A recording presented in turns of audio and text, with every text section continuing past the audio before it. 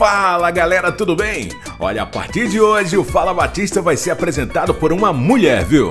Esse negócio de usar a mulher pra enganar alguém claramente não podia dar certo, né? Hoje a gente vai falar de um assunto que só não tem dado mais polêmica do que bebê reborn: a participação de mulheres na política. E é sobre isso que vamos falar hoje. Vamos entender o que é cota de gênero e como a Justiça Eleitoral está de olho nesses danadinhos que cometem essa fraude eleitoral. Se você já ouviu falar disso ou tem alguma dúvida, já deixa seu comentário aqui embaixo, hein? Para começar, vamos entender o que é essa cota de gênero. Ela é uma medida para corrigir uma desigualdade histórica. O objetivo é garantir espaço mínimo para a participação de homens e mulheres na política. No Brasil, a lei eleitoral, lá no seu artigo 10, parágrafo 3º, diz que os partidos devem preencher um mínimo de 30% e um máximo de 70% das candidaturas para cada sexo nas eleições proporcionais, ou seja, para vereadores e para deputado. Essa regra foi criada para dar um empurrãozinho na participação feminina,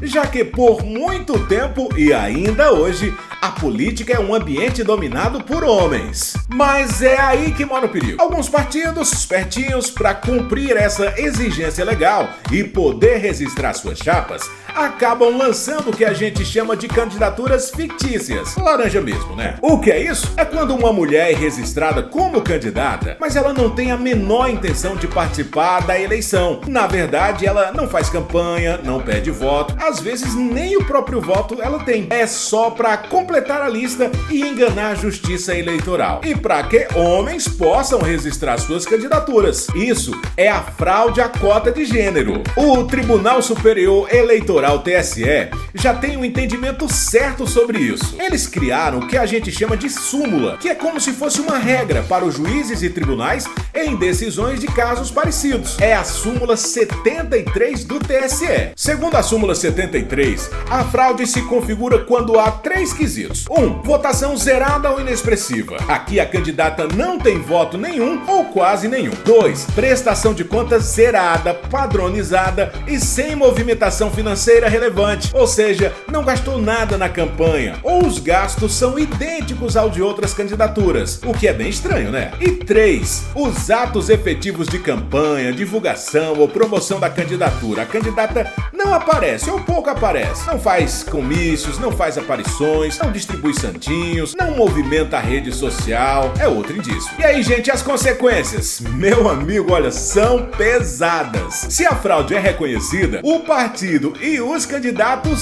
sofrem bastante, hein? Anulação dos votos recebidos pela legenda, cassação dos registros e diploma de todos os candidatos eleitos naquela legenda, sejam homens ou mulheres, mesmo que não tenham participado da fraude. E a retotalização dos votos é uma redistribuição das vagas entre os eleitos. Bom, vamos lá, agora vamos falar um pouco de como as coisas andam nos tribunais. Depois da instrução do processo, que tem a contestação, ouve-se testemunhas, tem as alegações finais e tal, aí o promotor dá o parecer. Então o caso vai para o juiz eleitoral. E olha, o juiz pode decidir do jeito que quiser, se concorda ou não com o promotor. Agora, se o juiz decide pela cassação, os vereadores ainda podem recorrer para o TRE, lá em Fortaleza. Lá são 7 desembargadores que vão julgar de novo. E se perderem lá, o TRE pode já anular os votos, fazer uma nova contagem, onde outros vereadores de outros partidos, claro,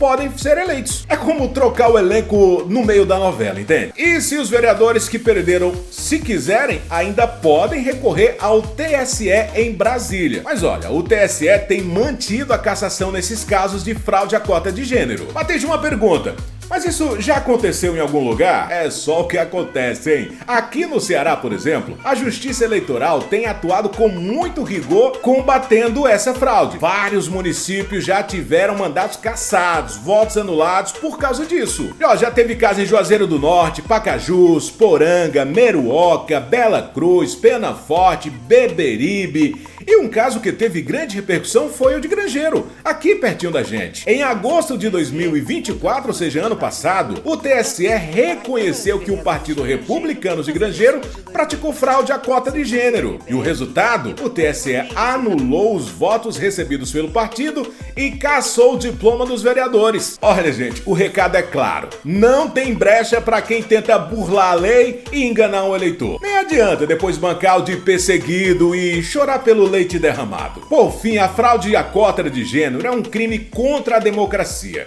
e principalmente contra a luta das mulheres por mais espaço e representatividade. Ela não só desrespeita a lei, mas também desvaloriza a participação feminina, transformando candidatas em meros números para preencher formulários. É inaceitável, né, que em pleno século XXI ainda existe a prática que tentam minar a igualdade e a transparência nas eleições. Passou o tempo, né, do coronel Jesuíno. Olha, é fundamental que os responsáveis por essas fraudes sejam devidamente responsabilizados e que a Justiça Eleitoral continue firme na aplicação da lei, garantindo voz às mulheres de verdade.